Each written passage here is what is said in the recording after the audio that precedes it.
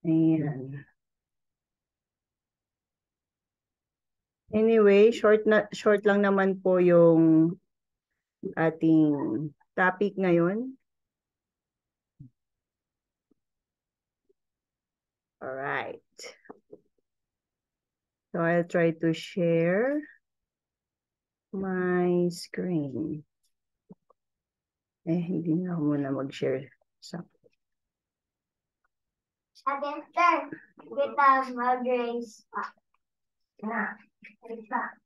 Sin ko lang po. Okay, here we go. Kita na po yung screen ko? Yes, Thank you po. Ayan. So before we start, shall we pray? Our most gracious Heavenly Father, you become humbly before your throne with praises and thanksgiving. Maraming salamat po sa mga lessons na inaral namin ngayong araw. Alam po namin na mga ito ay binigay ninyo para gamitin namin para sa inyong gloria, para sa inyong gawain, at para ma-bless ang ibang mga kapatiran namin sa buong sanlibutan. At Lord, marami pong salamat sa aming kalusugan. Thank you, Lord, for this opportunity to learn about this temple, special temple that you have given us. And the Lord, we pray that we will take care of this body that you have given us. For we ask this in the name of our Lord and Savior, Jesus. Amen. And paki-check po yung mga microphone nyo. Sana po hindi naka-unmute.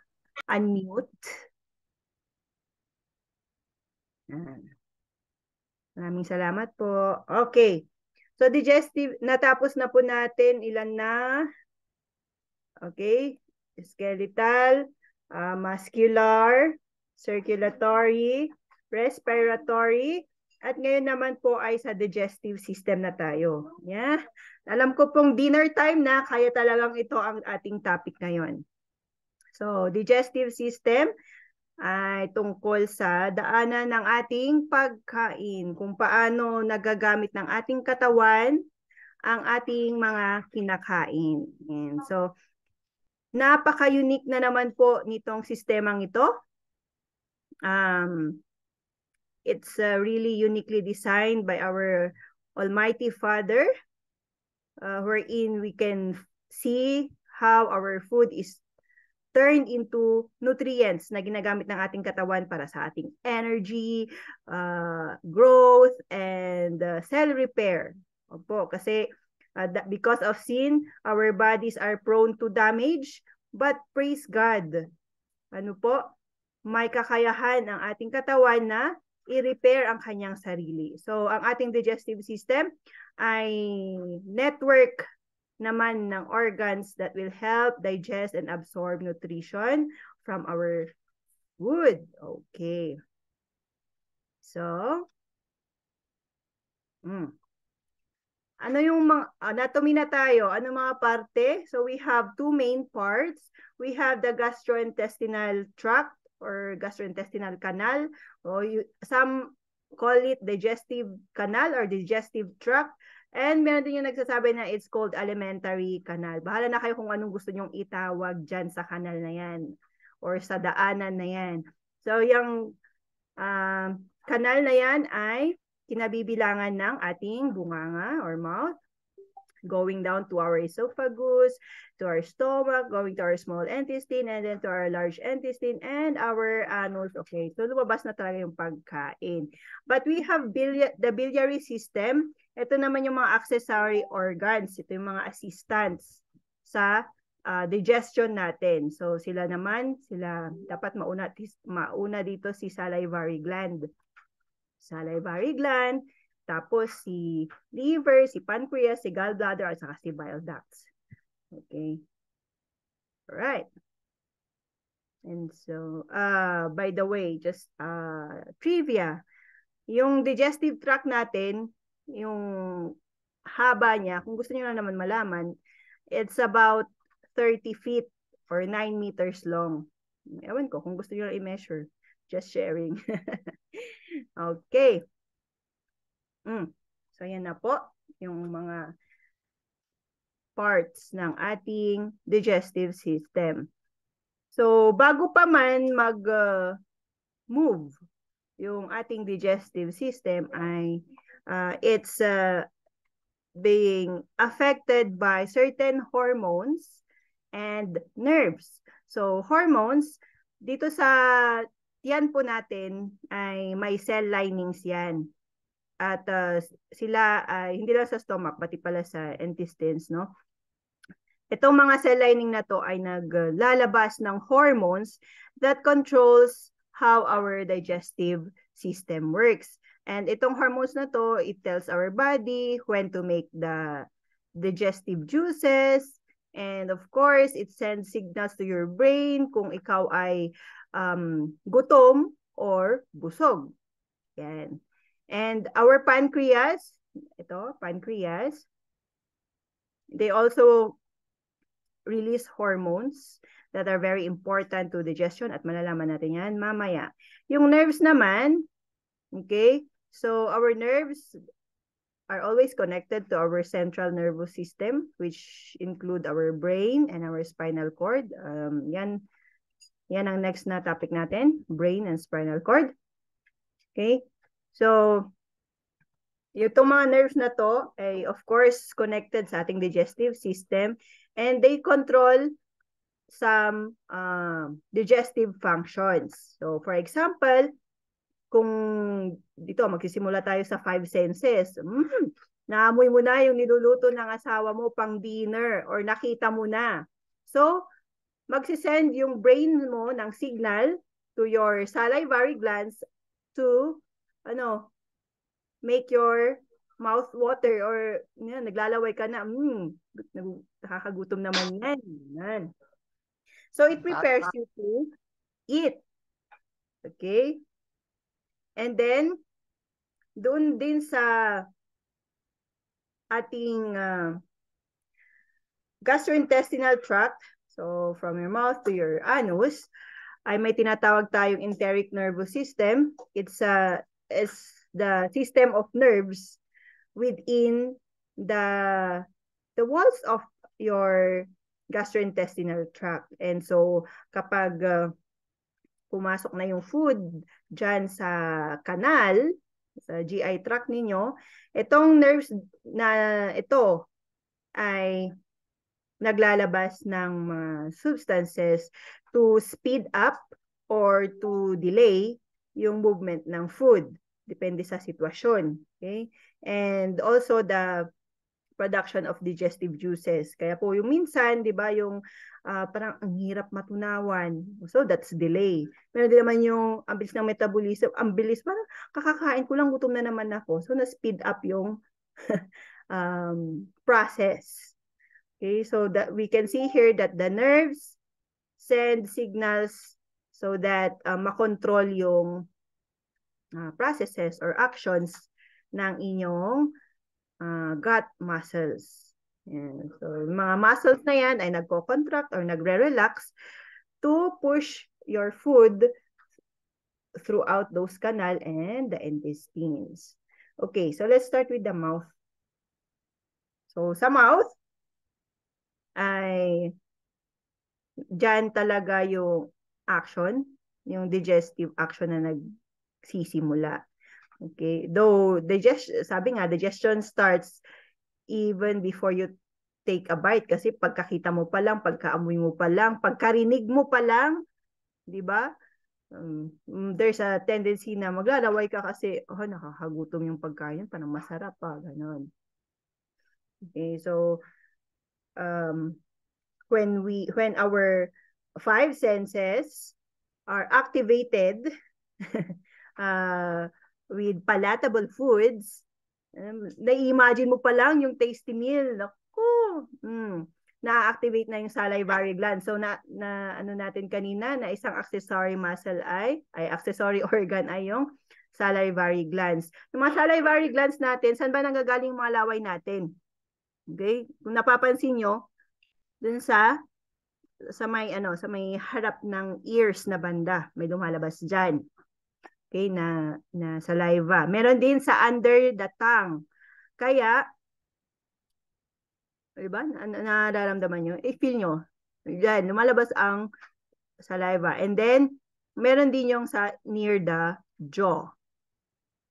Okay. Dito sa may cheeks, parang may lumalabas dyan. Pansinin nyo, para naman aware kayo sa body ninyo. Yeah. So, after you start eating, how do you eat ba? Diba? You chew your food. So, habang nag-chew tayo or ano bang tagal ng chew? Habang inunguya natin yung pagkain natin into pieces, okay? Then, the smaller bits na inuyan nyo yung food nyo, the more easily na madadigest. Yan. And here sa mouth, our saliva mixes with our food. And the saliva helps break down yung food actually, as well as it coats it para easier yung pag-swallow natin. May nagdo-drawing na. Okay? So,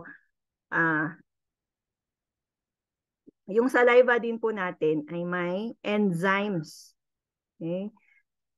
Itong enzymes na to, it helps break down especially carbohydrates.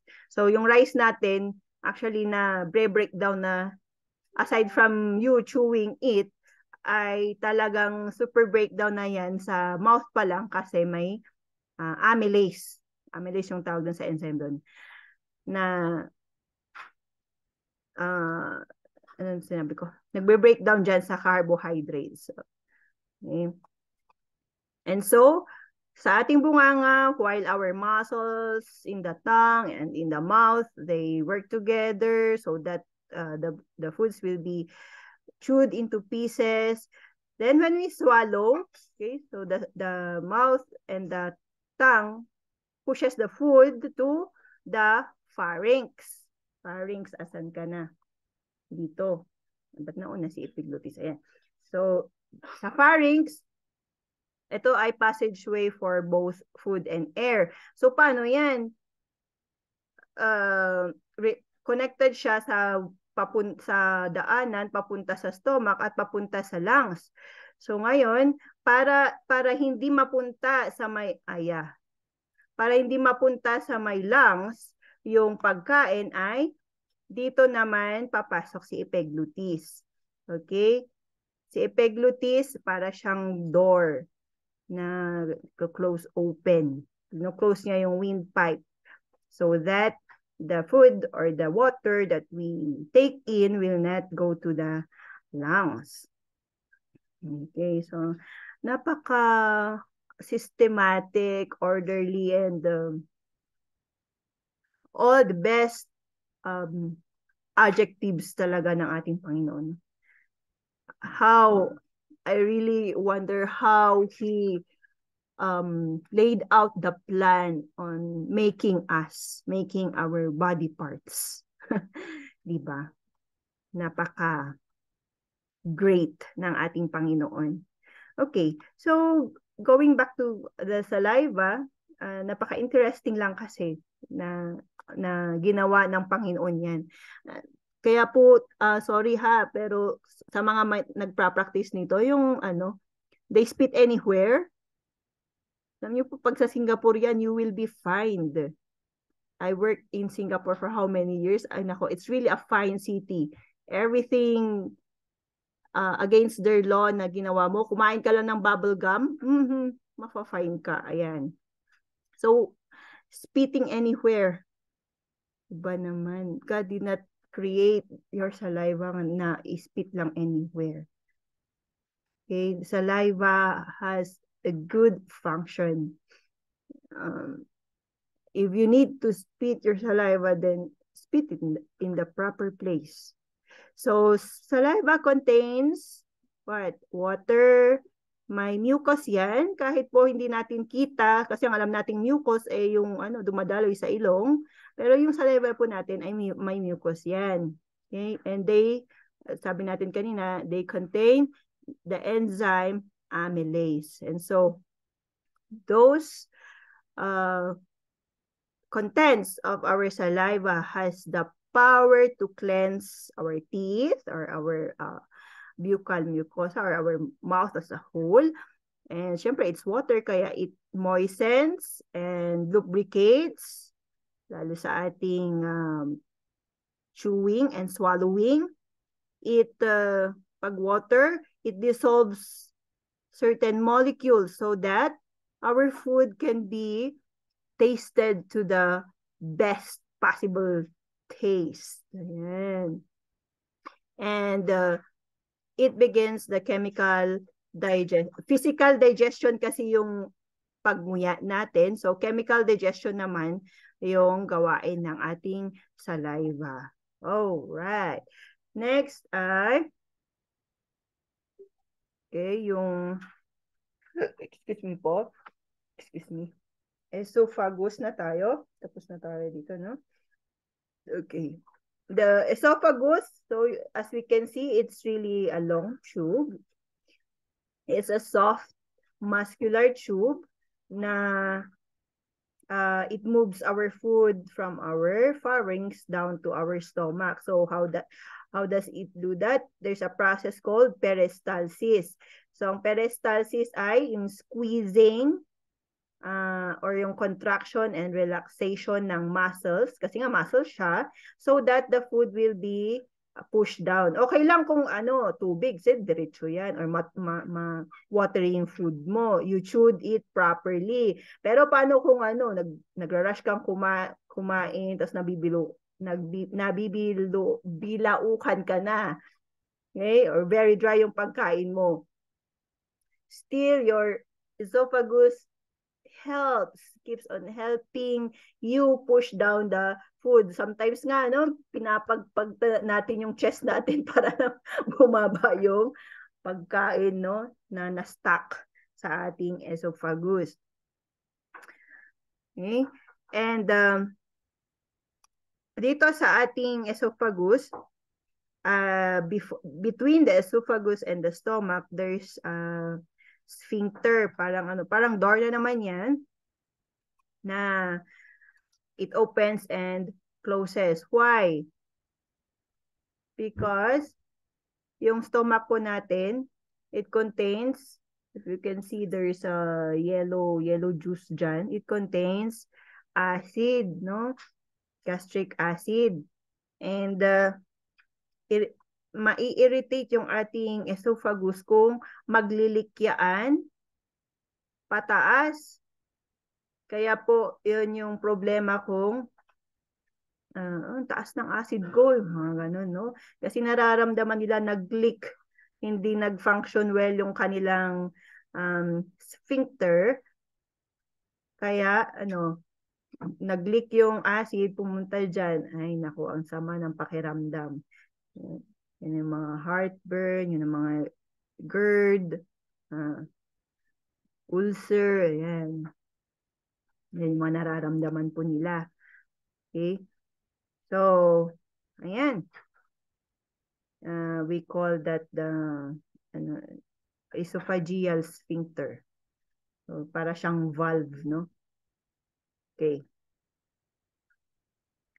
Esophageal or may isa pang tawag dyan cardiac sphincter pala. Yan, cardiac sphincter. Okay. So, stomach. And then, yung pancreas po, so isa po siya, hindi po siya kasama sa process of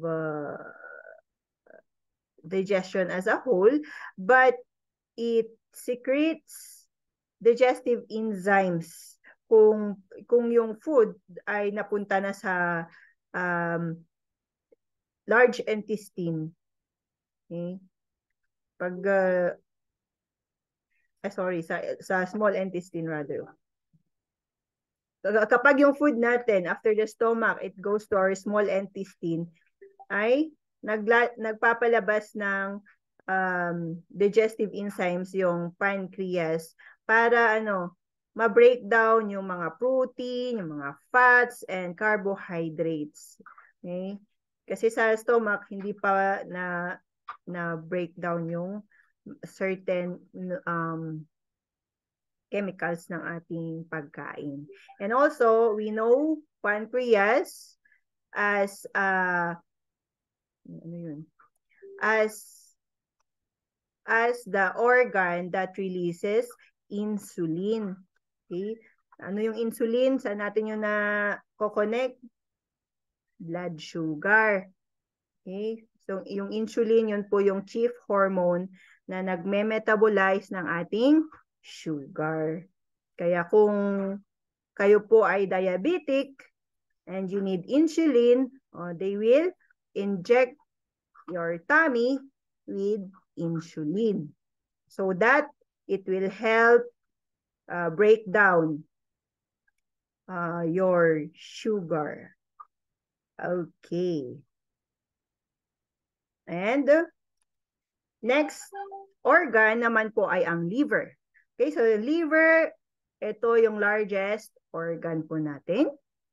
At sa pagka-large niya po ay tinulak niya si heart, kaya po yung puwet ni heart ay napunta sa left side.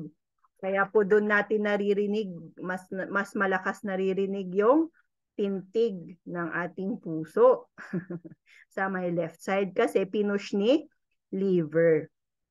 Okay. So, si liver, it has many functions, pero yung main job niya within our digestive system ay para i-process yung mga nutrients na absorbed sa ating small intestine. So, nagsisecrete siya ng bile. Okay? This bile is important sa pag-digest ng fat and certain vitamins. Okay? And we know very well na ang liver, yan yung chemical factory ng ating katawan. Why? It takes raw materials from our intestine and it makes all the various chemicals that our body needs to function. Kaya po, we really need to emphasize the care of our liver, especially po kung nag-health talk tayo, no? Lalo na sa mga kaibigan natin na mahilig uminom. Okay? Unang-unang tinitira niyan ay ang liver. So, liver also helps sa pag-detox, no? It detoxifies our body from, potentially harmful chemicals. It breaks down or it secretes panlaban sa mga drugs na toxic sa ating katawan. Okay. And ano pa, yung liver natin, it helps store energy. So, energy, stored energy is fat. Ayan. Okay. And one more thing pala na I love about liver is it helps sa ating dugo. It purifies our blood. It helps in purifying our blood. Lalo na yung mga galing sa small intestine, of which na yung blood natin na galing sa small intestine, for sure they contain nutrients kasi sa small intestine na i-squeeze, na extract yung mga nutrients from our food. Okay. So, sunod po na ating organ ay ang gallbladder. Okay, so parang pear-shaped siya kung makikita nyo, no? Yung gallbladder natin. So, ang gallbladder natin ay siya naman yung storage ng bile. Kung si liver yung nagpo-produce, siya naman ang nag-i-store. And pag kinakailangan na ni small intestine yung bile, siya yung nag-release. Okay. So again, bile is very helpful in breaking down fat or digesting fat. So, we need to really care for our liver para po talagang ma-digest yung mga fat intakes natin. Okay.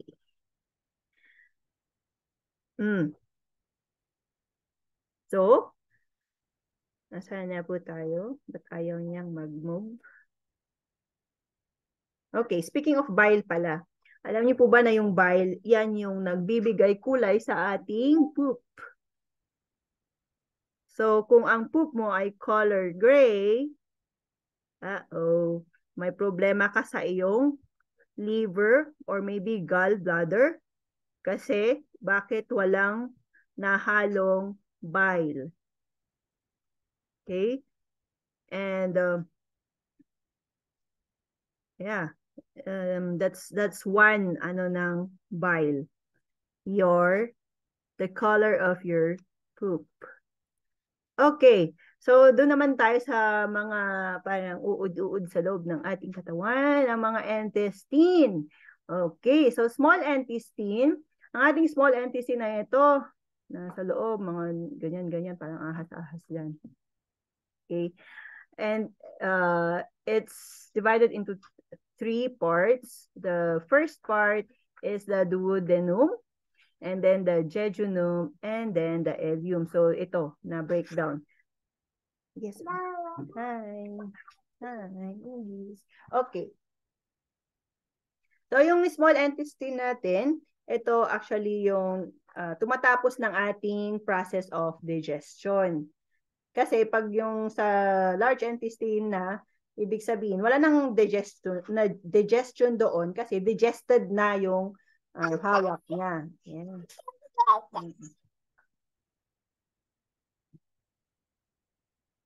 So, the small intestine, sabi natin kanina, it absorbs the nutrients. Okay?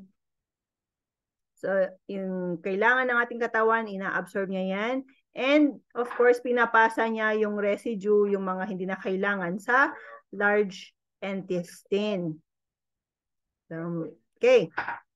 So, sabi rin natin kanina na ang liver, gallbladder, yung mga accessory organs, at saka pancreas, they are closely associated with the small intestine.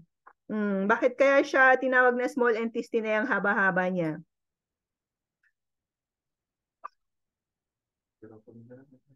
Anyone? Kumakain na sila, bahala kayo. Okay. So it's called small intestine kasi nga yung width niya, yung payat. Opo, payat. So it's not based on the length. Okay? Kasi kung length lang, it's much longer than the large intestine. Okay? Yung ewan ko din, bakit din nila measure? Siguro very curious sila. So they found out that the small intestine is about 20 to 22 feet long. Imagine, 20 to 22 feet long. And hindi lang sa stomach, hindi lang sa esophagus at stomach ang peristalsis or yung contraction and relaxation or yung squeezing ng muscles, pati rin po dito sa small intestine ay meron din po yung peristalsis. And okay, nakalimutan kong sabihin na ayan, bolus ang tawag sa yung kinain natin dito at papasok na dito sa ating esophagus. Tapos, yun naman, suga. Yung naman pagkain na, anong tawag dito? Yes. Can you get this?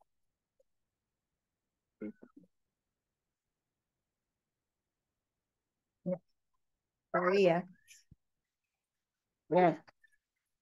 Sorry, wait lang. Residue.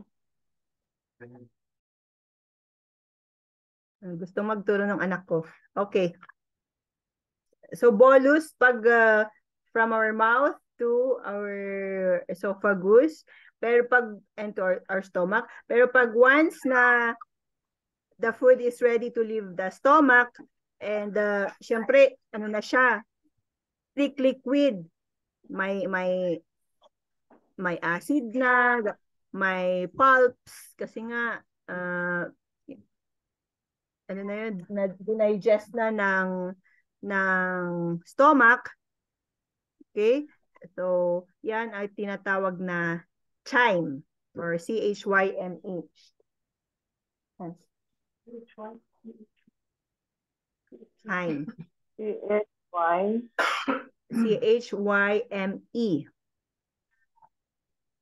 Chyme. So, partially digested food with acid. Okay? So, once the chyme enters the small intestine, ay magre-release naman na yung accessory organs, liver, gallbladder, and the pancreas ng mga chemicals like the bile, or whatever, insulin, glucagon, mga ganon, to help further digest the food. That's why small intestine is the final place of digestion. Okay. And punta tayo dito sa first part ng small intestine. So it's called duodenum. Duodenum kasi duodeni. Pag sa Latin yan, 12 each daw. Okay, 12 each. So ito yung first part ng ating small intestine at 12 kasi, ayan na naman, sa curiosity nila, measure nila yung length and width niya raw ay 12 fingers. 12 fingers yung kanyang measurement, kaya duodenum yung pinangalan. And it looks, if you can see, it looks like letter C. So this is where the enzymes from the pancreas and the bile from the liver are added to the chyme. So once that the food comes in or the chyme comes here, dito na magre-release yung mga accessory organs ng kanilang mga contribution. Okay, and the next naman, ito na yung jejunum. Ito yung pinakamahaba, ano? So, jejunum, ito yung siguro, hindi pala, ito pala mas mahaba kasi ano yan eh. Nasa may ano to, 5 to 8 feet long. Jejunum. It's coiled and it absorbs the nutrients. Naalala ko lang yung ano, yung kapatid ko, yung ate ko nung ano siya na CS. Tapos nung na-CS po siya, di syempre nagalaw yung mga intestines niya nung nung umuwi siya, sabi niya, bakit parang kakaiba yung tiyan ko, parang hindi nila inayos yung intestines ko. Bakit? Sino bang doktor ang may memorize ng posisyon ng mga yan, no? Yung naka-coil na intestine. Naalala ko lang. Okay. Ito namang so absorption ng nutrients na dito. Ileum naman, sa ileum ay 16 to 20 feet long. Ito yung pinakamahaba. So siya na yung pinaka-final touch. Kung may hindi na-absorb na nutrients doon sa jejunum, siya na yung mag-a-absorb and it further digest yung chan. Talagang pinipiga niya kung anong pwede niyang pigain sa ating kinain. Okay? And so yung small intestine po yun, the final. opo. So yung small intestine is divided into 3 parts. Yung duodenum, jejunum, at ileum. Okay pa. Okay. Wala na. Ayan. So, move on na po tayo sa large intestine. So, ito naman yung large intestine. Parang siya yung nag-surround ng small intestine. Okay, ito siya. So, large intestine. So, yan naman ang daanan ng tawag nito, residue, yung hindi na kailangan ni small intestine. So most probably, yan yung solid parts, no? Kasi yung mga nutrients naman, liquid yun. Kaya yun yung ina-absorb. Hindi naman na-absorb ang solid, no? So andyan na yung mga undigested na bagay-bagay na sa mga kinain mo. Plus, Waste product. mucus, and the microorganisms, maybe bacteria. Kasi yung stomach natin may bacteria yan, di ba? So, kasama na mga bacteria, ganun, na dadaan dito sa ating large intestine. Okay, so sa large intestine, 3 parts din. Yan ay si cecum, yan si cecum, at ito naman si colon, at andito si rectum.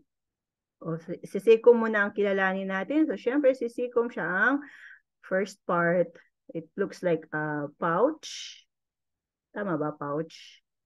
And, of course, siyang taga-receive, receptionist. Yeah. And then, Yung bulsa. Po. Bulsa, packet. Oo nga po, no. Mas right term pala yung ano, yung packet than the pouch. Packet. Yeah. Thank you po. So yung colon po natin, meron yung ascending. Ascending kasi pataas siya. And then transverse kasi pa-flat na siya. And then kung may ascending, may descending colon. And right before the rectum, may pa-S dito. Kita nyo, ito dito pala. Pa-S. Itong pa-S na to ay yung sigmoid colon. Okay?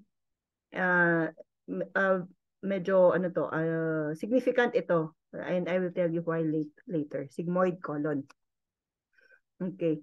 So, si colon, largest part of the large intestine, largest of the large, ayan. Largest part of the large intestine ay it's responsible for processing our waste products. So it empties our bowels easily and conveniently if it's really in its good condition. Kaya po talaga, we really need fibers or walis. Kung nag-attend po kayo kay Dr.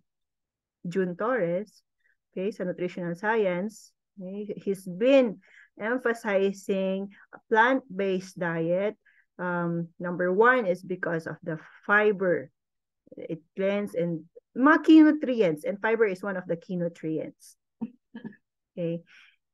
So itong colon natin, mga 5 to 6 footer. Ayan. And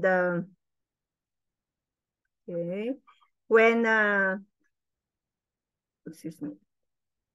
Pag nandito na ang ating waste product, most probably ay solid form na siya, and water is removed. Okay? Because the water goes to the urine na syempre. Sa urinary system na yan. Hindi na sa hindi na sa poops. Okay, so sabi ko ito ay significant tong S-shaped or the sigmoid colon because this is where stool is stored until what do we call that? Complete emptying or mass movement empties into the rectum once or twice a day. You know what I mean? When we go to sit on the throne. Ayan. And so all in all, it normally takes about 36 hours for our poop to get through the colon. Tama ito. Excuse me. And so again, ang ating stool or poop is mostly food debris and mucus and bacteria. So again, this How many hours? It takes how many hours? 36 hours po. 36 hours. Thank you. Opo. Okay, so And pag sa stomach naman, yung digestion ng stomach, it takes about 4 hours ng digestion. So yung stomach pala natin sa ang banda ng katawan, left or right?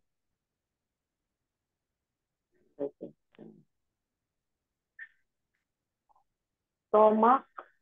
Mm-mm. Okay. Sa left or sa right? Left. Left. Okay. So kung kakakain nyo lang po, kung kayo po ay nakakatayo, wag po muna kayong mahiga. Pero yung mga pasyente po natin na hindi po nakakatayo, talagang bedbound na.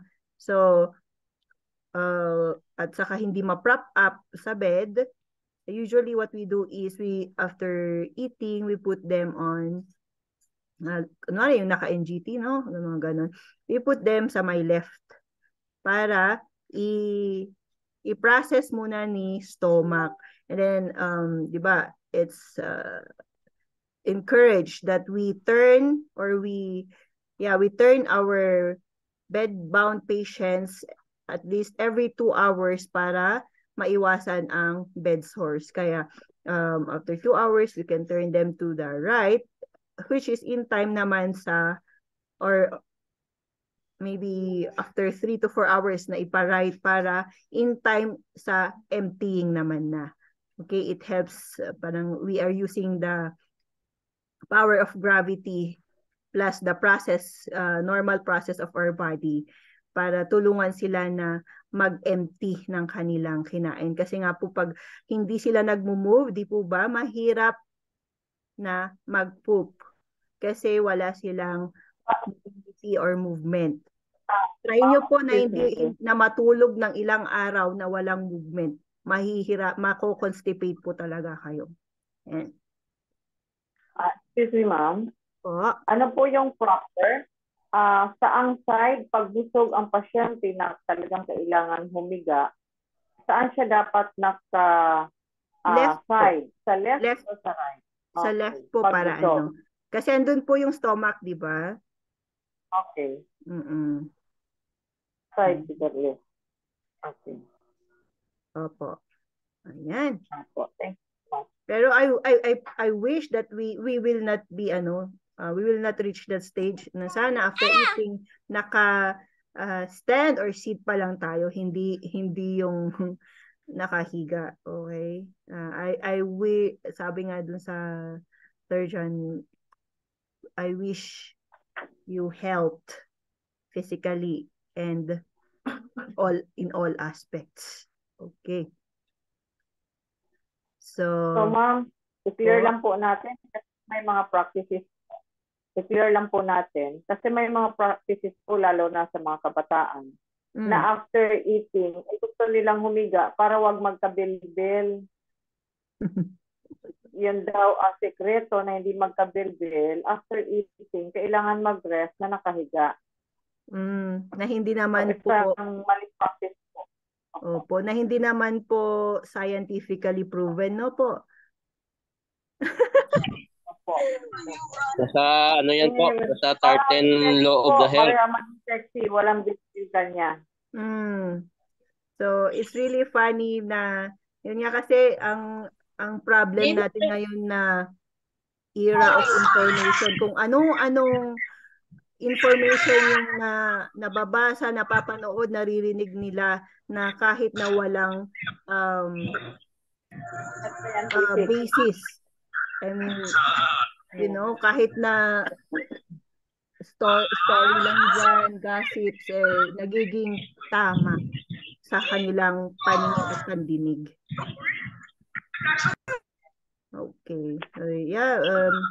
It's a challenge for us po. Yung tinatawag ko na paghiga, nasa number 13, ano po siya, law of the health, na bawal po na mahiga after eat. Precisely. 1 hour. Thank you po, Sir Reggie. Talaga yan. Kasi isa po yung tao tumataas yung acid. Yeah. Lalo kung busog. Di ba? Yeah. Lalo kung busog. Maglilik talaga yung ano. Kaya maraming mga bata ngayon ng ano, no? Ang bata-bata nagha-heartburn, acidic daw, mga ganon, no? Yung problem. It's either they're eating too much or eating too little. And then, yung practices pa nila na ganon nga, medyo may pagka-sedentary. Sorry, I call it that way because wala eh, agad-agad, ang alam lang is kumain, matulog, mahiga. Sedentary. It's a Ma'am, sad reality. Yes, Sir Jimwell. Ilang minuto po ba bago uminom ng tubig pagkatapos ng kumain? Kasi may ibang tao na pagtapos ng kumain, inom ka agad. Ilang minuto po ba? For me, you Hindi can po drink, minuto you yun. can drink but not a lot. Okay. Kasi you need to, kung lalo kung ano na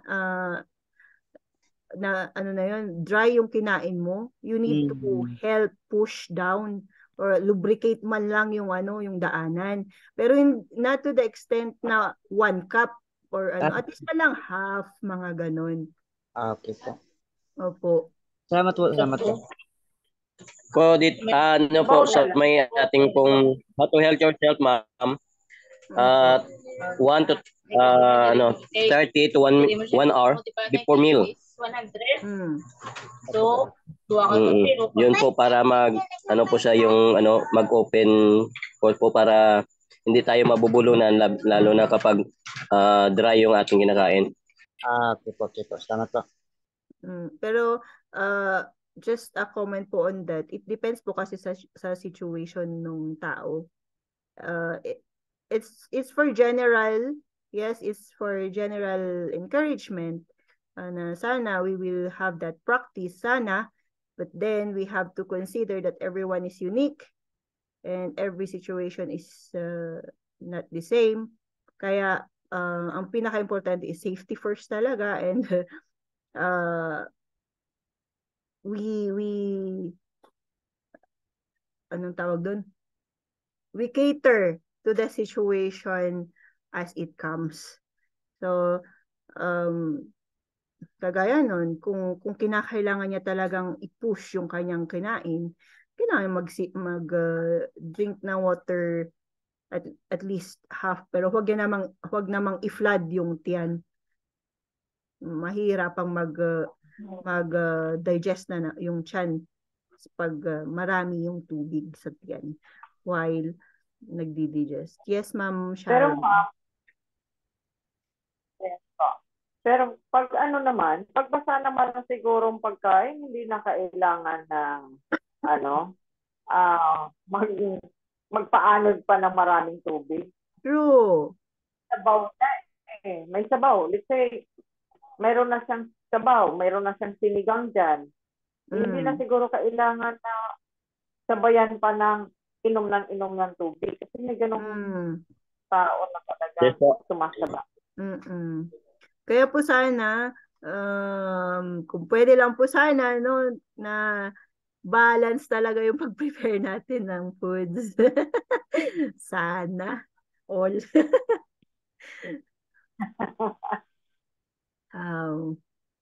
Thank you po sa mga inputs ninyo, and may we learn from each other.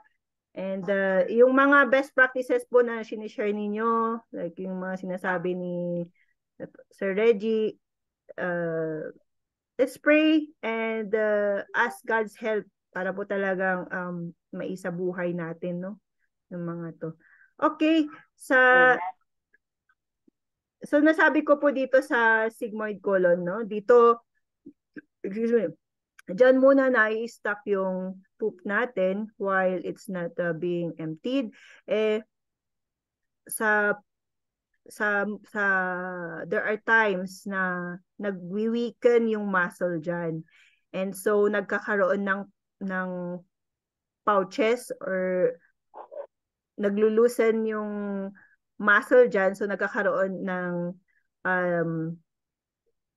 anong tawag doon? Nawala yung elasticity niya. So nagkakaroon ng bugs, parang bukol-bukol dyan, bugs, and it's called diverticulosis. So, ang ano nun, kapag magbabawas ka, hindi lalabas lahat, may pupunta doon sa mga pouches na yan. Naku. And buti kung hindi mag-bleed ang mga pouches na yan or hindi i-inflame. Kasi kung ganun na diverticulitis, di ba pag inflammation is may itis. It's really a bad situation. Yan. Ma'am, yes, hindi kaya isa sa cause niyan ay yung nagpipigil ng pagdumi? Precisely po. Nagpipigil sa pagdumi. Yeah? Minsan, yung nasa travel, hindi makapupo hanggang hindi makarating ng bahay, ay ilang araw na wala sa bahay. So, ang nangyayari, nai-stuck kasi pupunta naman ng CR, namamahay siya, hindi talaga makapup. Yan. Ikain naman ang kain sa biyahe. Tapos, hindi makapag-poop. Pagdating naman sa bahay, doon lang siya makakapoop ng normal, maayos, pero bloated na ang tiyan, malaki na. Then marami nang naipon. Opo talaga, ma'am. Malaki yung malaking bagay po yan yung hindi namamahay. Saglit ko ha. Magla-lecture na naman yung anak ko eh.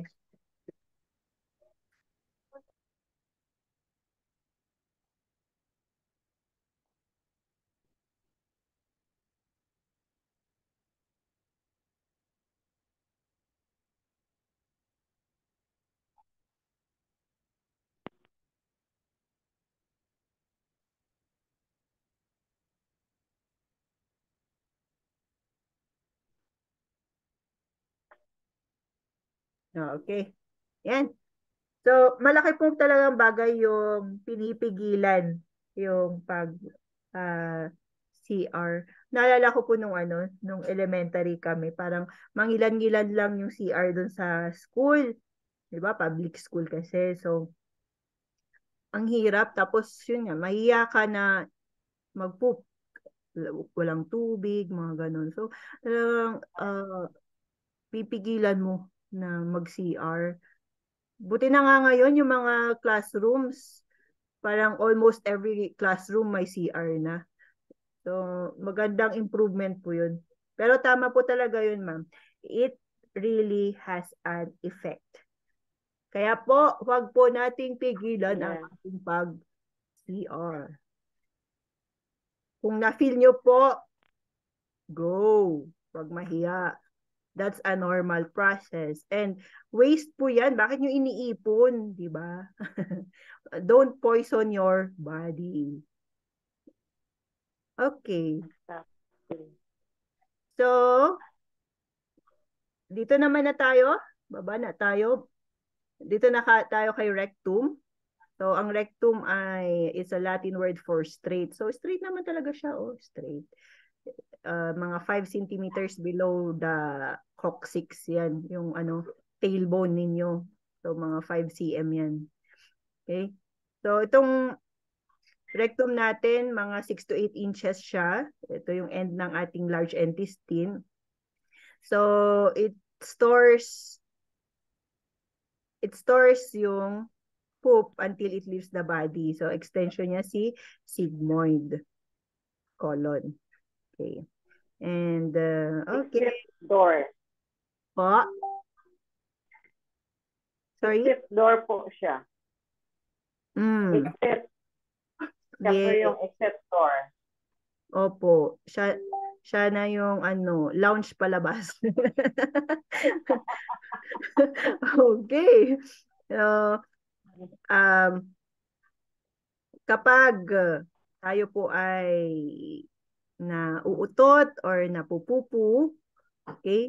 So si rectum magsesend ng message kay brain, and the brain will decide if okay, those contents in you will be released or not. 'Di ba? Ganon yung kanila, may sistema sila.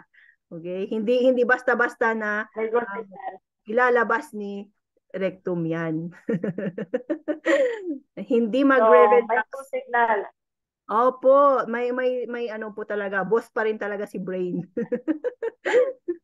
Mag-warning signal muna bago si brain magsabi ng yes, go. Yes, opo. Pag once nasabi ni brain ay yes, yung sphincter dito sa ating rectum, yung final door, ay magre-relax para ma-dispose yung kanyang laman. Para yung discomfort na nararamdaman natin, kaya nga comfort room para ma-comfort tayo, mawala yung discomfort natin. Okay. And then ang partner niyan ay si anus. Okay. So ito na yung mga 2 inches yan, no, sa may pelvic floor natin. Okay. Anus. Thank you. Si anus, the control panel. Opo, siya po talaga yung exit point. Yan yung exit point. Okay. And we need to help our anus be continent. Alam niyo po yun. Pag incontinent ka, hindi mo makontrol yung paglabas ng poop mo, ganun. So, try exercising your anus. Close, open. Yung parang pinipigilan nyo, like for 20 counts, parang pigilan nyo. Exercise hindi ko sinabing may laman na ang rectum. Okay? Pag walang laman yung rectum, mag-exercise. Okay? It helps help you be continent para makontrol nyo yung inyong pag-poop. Kasi di ba mahirap yung lalabas na lang bigla anytime, anywhere. Okay. So, 20 counts, you hold na parang lalabas na pero ayaw nyo palabasin muna and then relax for 10 counts and then 20 counts na naman. Ganon. Okay. May na-miss ako. Ayun. Si yes. Appendix. Okay. Ay, sorry. Okay. Yung anak ko. Ba't daw hindi siya yung nag-slice ng toko? Okay. Appendix. Itong appendix, ano pong naalala nyo dyan? Appendicitis. Di po ba? Yung mga nauoperahan, natatanggal yung appendix nila. So ito, makikita nyo, it's like a finger-like, no? Parang finger na pouch. It's hanging dun sa may end ng cecum. Yan. It's hanging sa ating cecum. And ano lang naman. Parang gulo ng daliri. Opo, daliri talaga. Actually, ang sabi nila, parang it doesn't help much naman sa digestion natin. It's just attached to that cecum. But of course, God made that for a reason, and so it's there. Okay? Pero tignan nyo, pag inflamed siya, once na namaga yan, ay patay na. Okay, yan na yung appendicitis. Paano nyo po malalaman na appendicitis kayo? So, sa may right, yes. Sa may right side po ninyo, okay, lower right, kasi kung hatiin nyo ng 4 yung abdomen ninyo, 4, okay, so lower right dito, upper right dito, upper left, lower left. So, dito sa may lower right, pag masakit, ay, anak ko, pag masakit yan, biglang sumakit. Tapos, pag i-touch mo, wala na, hindi naman masakit, pero pag once na ni-release mo, yung point ay masakit, patay na. Affected ang iyong appendix. Okay? And, ang sabi, it doesn't help much sa digestion. Kaso, once it is affected, once it is inflamed, we need to have an operation agad-agad kasi kapag hindi yan mauoperahan, mag-spread yung inflammation and it will be affected. Ma-inflame peritonitis na. So, mas grabe na naman yung problema. So, maliit lang po yan na sinasabi nila na walang tulong sa digestion. Pero, pag yan ang na-inflame,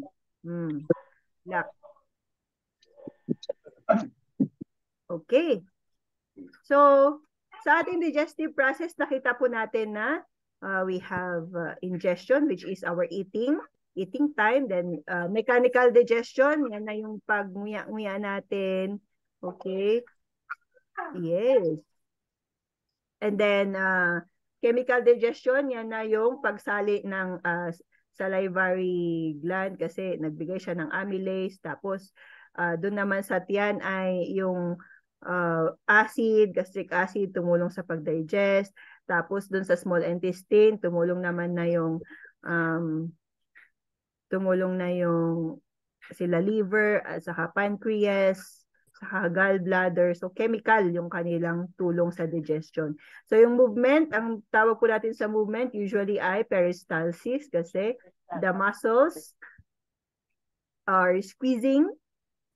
Okay, so squeezing the food so that it will move forward to its destination.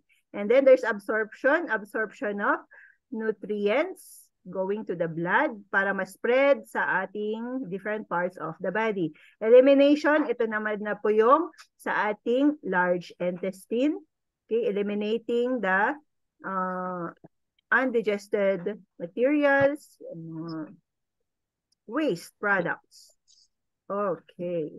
And then, so, ito yung usually na naririnig natin na conditions and disorders na related po sa ating digestive system. So, andyan na po yung constipation, diarrhea, or pag sa minor naman is LDM, okay, yung heartburn, hemorrhoids. Ay, nako, hemorrhoids. Yan, lalo na sa mga babae, no? Kahit ayaw mo, pero pag nanganak ka, gastroenteritis, mga bata, kawawa dito. Ulcer, yan, lalo sa mga call center agents, ulcer, gallstones, okay, because of fasting siguro for too long, or fasting and feasting, parang nagbi-binge eating, or too much fat, itong gallstones, yan. O saan yung dati mong ginagawa? Yun din ang ginagawa niya ngayon. Lactose intolerance. Tapos yung sinabi ko kanina na diverticulosis or diverticulitis. Meron ka na sa akin. And then, cancer, of course. Ayan. Marami po ang colon cancer ngayon. Ano po? Why? Because of food. Anak ko, pala ko mahulog na eh. Because of food. Kulang po talaga kasi sa fresh na fruits and vegetables, which are the walis of our digestive system. Okay, yung mga fibers sa ating fresh fruits and vegetables, sila po yung nagwawalis at naglilinis ng kasulok-sulukan ng ating digestive system. Pero since wala nga po silang kinakain or unti lang yung kinakain nilang ganon, kasi nga mga bata ngayon ayaw nila ng fast food. Vegetable. Ay nako, oo, fast food na lang, fast food. Kaya fast life. Opo, Sir Chris. Ma'am Karen, ay tanong ko lang ma'am, doon po ba sa mga matatanda na mahina na ang panunaw, advisable pa rin po ba ang vegetable? Yes, of course. Yes. Alam niyo po, ano po kasi yung, kumbaga, ang aking workplace ay sa nursing homes. So, mostly I work with elderly. We really need, if we will not give them vegetables, ay nako, una, nahirapan na silang mag-poop kasi matanda na sila. Yung kanilang system ay talagang matanda na rin. Buti na lang yung nursing home, they really give balanced food. Kaya po, may soup, may vegetable, may meat. Okay? And so, kung hindi po nila manguya, or kung kaya pa naman nila, pero syempre pag malalaking vegetable, we need to cut them. Pero kung hindi, we will blender. Basta ang importante po, they need fiber. Fiber to cleanse their system. Bakit po ba? Do you think na kung hindi lalabas? Yung tita ko, ma'am, ano na siya 80 plus na siya. Ang pinapakain ng pinsang ko kumbaga ayaw nilang pakainin ng vegetable kasi daw nahihirapang nguyain, tapos nahihirapang ilabas, parang ganun, ma'am. Sabi ko, ganun ba ako? Dapat nga kumain ng vegetable kasi yun yung parang ganun. Yun naman yung ewan ko, ma'am, masakit daw yung tiyan pag kumakain ng vegetable, lalo na yung mga medyo matigas. Yung dapat yung pag-show natin, o pag ano yan, is 30 times. Pero may kilala ko nga kauwi lang galing sa US, yung matanda, nagbakasyon doon. Nung nakita kami nung last Saturday, nung may dala siya yung almonds, yung may chocolate, chocolate na almond. Tapos lahat yun, kinakain niya. Tapos nung nakita ng yung sa taxi, yeah, ma'am, siya sarap naman siya. Kain mo siya, mani? Yung mani ba yung yung almonds? Nga gusto mo ba? Nga binigaya? Yung sarap naman sila niya ito kasi nga parang na. Nga actually iho sila niya. May laman niya, may chocolate yan. Yung chocolate lang tinanggal ko. Yung nuts hindi ko kasi kasi matanda na siya at walang ngipin na Kaya yun, sarap na sarap yung taxi driver. Yeah. Ayan po. So, sir, thank you, Sir Reggie, sa icebreaker. Grabe ka. Imported yun, kaya masarap. Just kidding. Imported, no? Okay. So, sarap sa'yo. Mabuti pong i-share nyo po kung ano po ang dapat sa relative ninyo na kailangan po talaga nila ng fiber. Unless po kung nagtatae sila. Okay? So don't give fiber like pag nagtatae yung tao. No? Kasi nagtatae na nga, lalo mo pang Ganon. So, pag hindi po nila manguya, tulungan natin sila, di ba? Wash a scissor and cut it into small. Tayo yung manguya. Sa'yo na yun. Pero, tayo yung manguya. Marami na kung nadurog na, ibigay natin sa kanila. Basta imported lang. May blender naman. Opo. Pero in fairness dyan sa yung sila yung ngumuya para sa'yo. Yung tatay ko nun, naalala ko tamad akong ngumuya ng pagkain ko, siya yung ngumuya para sa akin. Nung bata ko yun, okay. Yung, ma'am, yung lula ko nga sabi, Apo, halika nga rito. Yung ko nga, bakit la? Tulungan mo nga ako kasi hindi ko to mauusap hindi ko mangunguya. Kasi napakatigat. Halika rito kasi bata ka pa. Nguyuin mo. Nung nanguya ko na at binigay ko sa kanya, tapos na po. Napaka galing naman ng pagkadurog mo. Durog na durog. Yun nga, sarap na sarap yung uwaw ko. Kasi hindi na siya just wala nang ngipin, tsaka wala naman siyang blender. Kaya sabi niya, manual na lang. Manual. Grabe, Sir Reggie. Maamo sa'yo. Ayaw tok-tokin. Alright. So, thank you po. Thank you sa inyong mga share. Last na lang po. So, of course, praise the Lord that we have the health message. How can we keep our digestive system healthy? Nasa New Start na po lahat yan. Ano po? Nasa New Start yan. Pag digestive ang usapan, talagang pagkain. Balanced diet, more fibers, and yan naman yung mga tinuturo sa atin na dapat alam na natin yan kasi laging yan yung topic natin sa ating mga health messages. Exercise, opo, hindi po malalabas ng maayos yung ating poops kung hindi po tayo gagalaw. Kaya po talaga yung mga pasyente na hindi gumagalaw, na constipated sila for sure. Okay. And of course, yung sinabi po ni Reggie na 30 times na pagnguya, bahala kayo kung magbilang kayo. Pero the point is you eat mindfully, you chew your food properly, okay? When you eat slowly, it gives your body time to digest your food properly.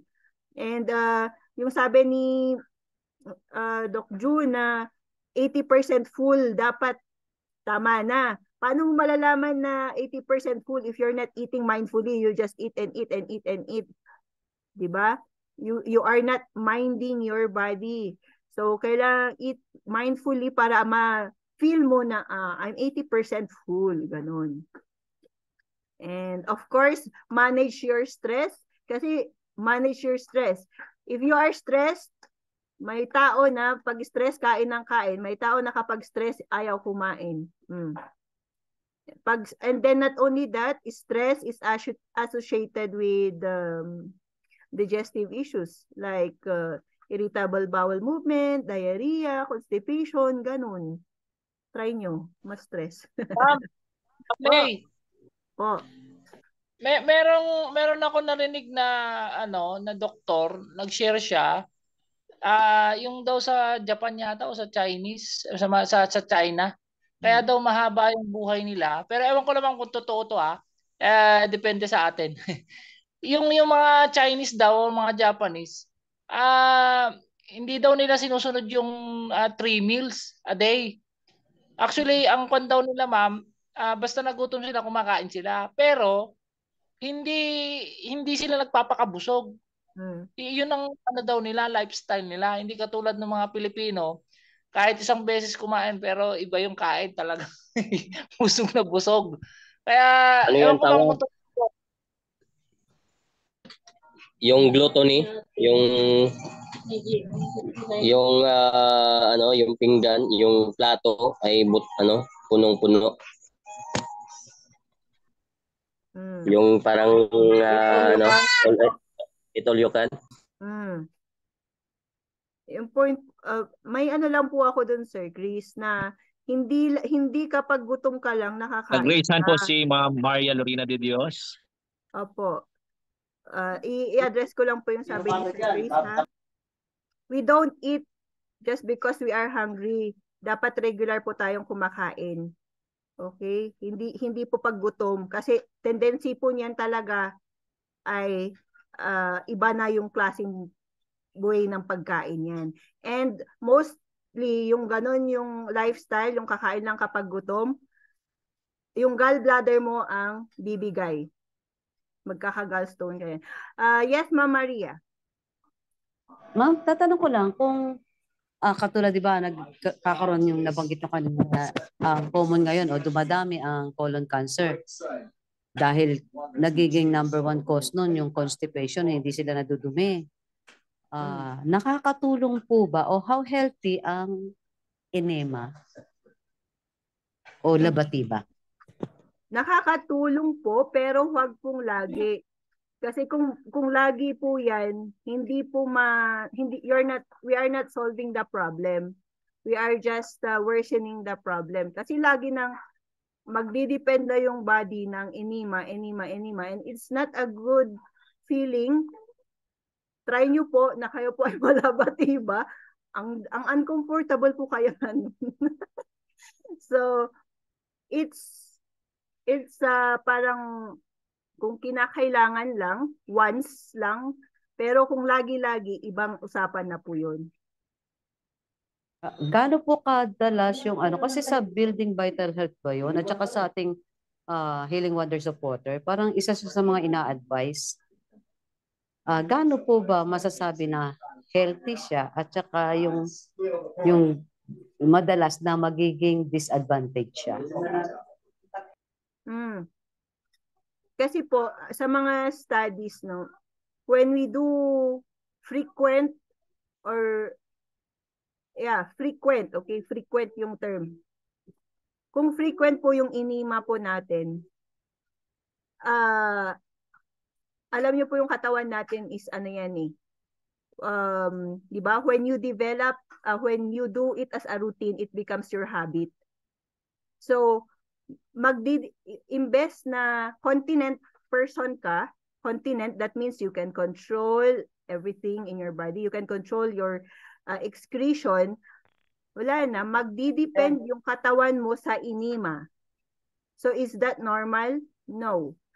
But if you do it regularly, but not frequently, regularly siguro, you do it, pero ba't ka kasi mag-iinima if you're a normal person? Anyway, if you do it like quarterly, something maybe like that, maybe it's okay, kasi nga, kung gusto mong i-cleanse talaga yung katawan mo.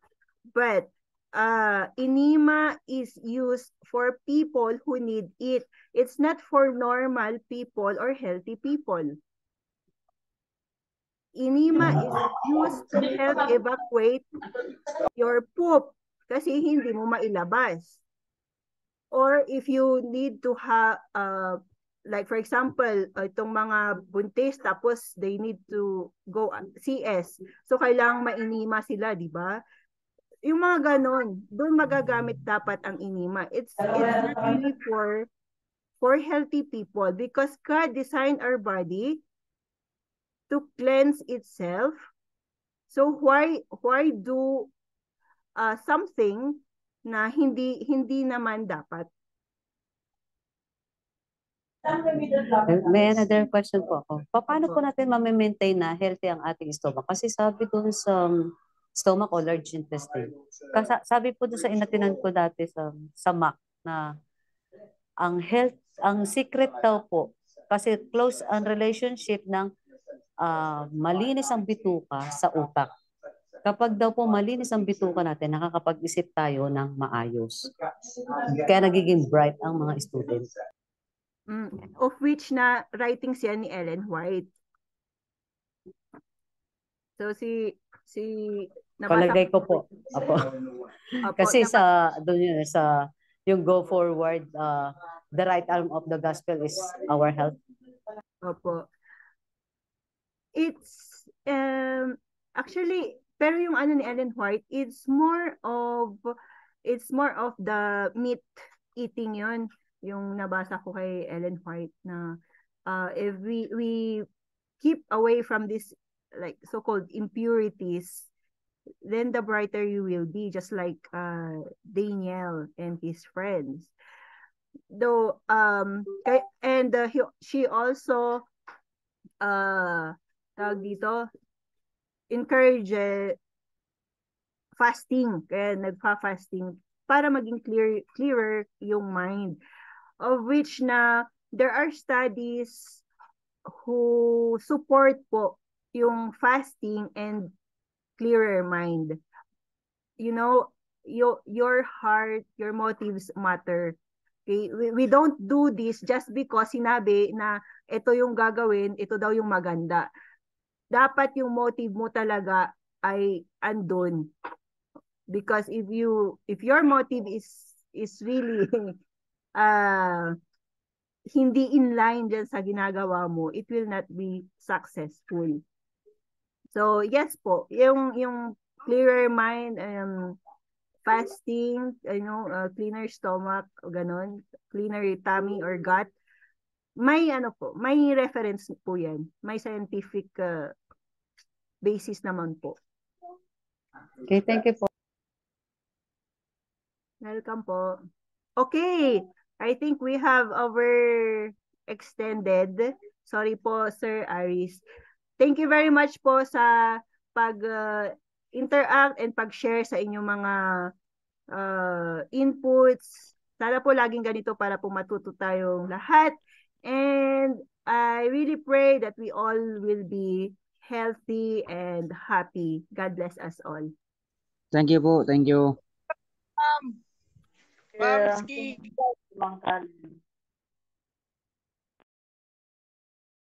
Okay, maraming salamat Prof. May at mga kapatid, last subject na po ito. Maraming salamat sa inyong panahon sa buong araw na pakikinig at sa pag-upo sa inyong mga upuan dyan. Ay natapos na po ang ating pag-aaral sa araw na ito. Magkita-kita ulit tayo sa bukas ng gabi sa lahat ng mga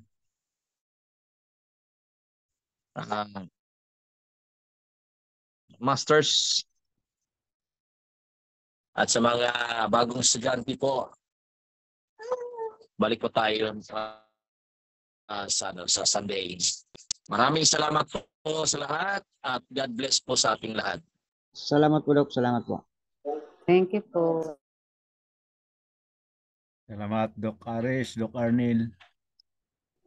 So wala po yung mga bago natin bukas. Welcome po. Have a nice sleep. Ganon din po sa inyo yan, Doc. Po, ingat po kayo palagi. Mahaba pang ating lakbayin.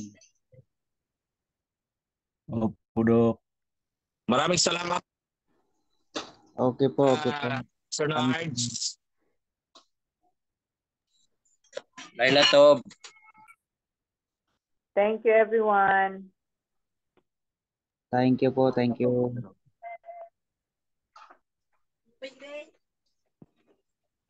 Yaman na